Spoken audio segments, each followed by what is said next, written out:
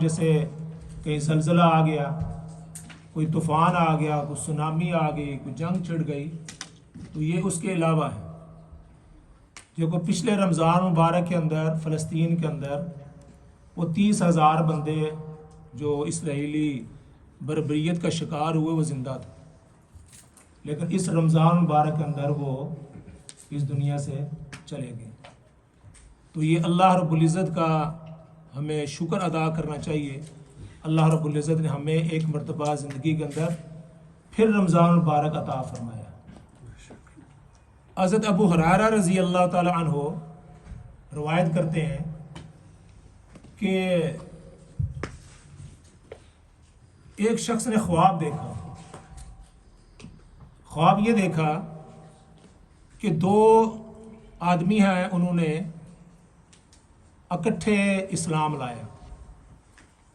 جب رسالت مآب صلی اللہ علیہ وسلم نے لوگوں کو اسلام کی دعوت دی تو جو غیر مسلم لوگ ہوتے تھے وہ اسلام کے اندر داخل ہوتے تھے۔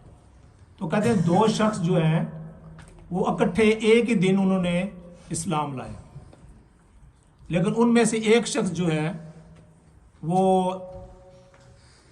دوسرے سے 1 سال پہلے وہ جنگ کے اندر گیا اور شہید ہو، اور جو دوسرا شخص تھا وہ 1 سال کے بعد اس کی وفات ہوئی۔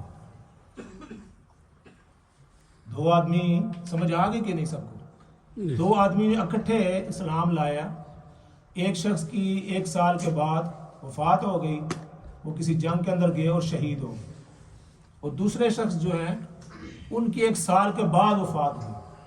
وہ کہتے ہیں خواب کے اندر میں نے یہ دیکھا کہ جو بعد میں آدمی فوت ہوا ہے وہ پہلے جنت کے اندر چلا گیا ہے، اور جو شہید ہوا ہے 1 سال پہلے وہ 1 سال کے بعد اس کے بعد جو ہے وہ جنت کے اندر گیا۔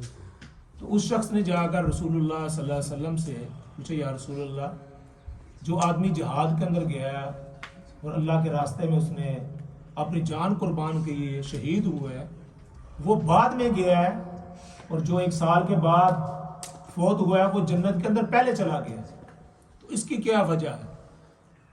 تو رسالت مآب صلی اللہ علیہ وسلم نے ارشاد فرمایا، آپ نے یہ نہیں دیکھا کہ اس شخص نے 1 سال کی نمازیں زیادہ پڑھی، 1 سال کے روزے اس نے رکھے، 1 سال کے اندر کتنا اس نے قرآن پاک کی تلاوت کی ہوگی، کتنی اس نے نیکیاں کی ہوں گی، تو اس کی نمازیں بڑھ گئیں، اس کے رمضان مبارک کے روزے اس سے بڑھ گئے۔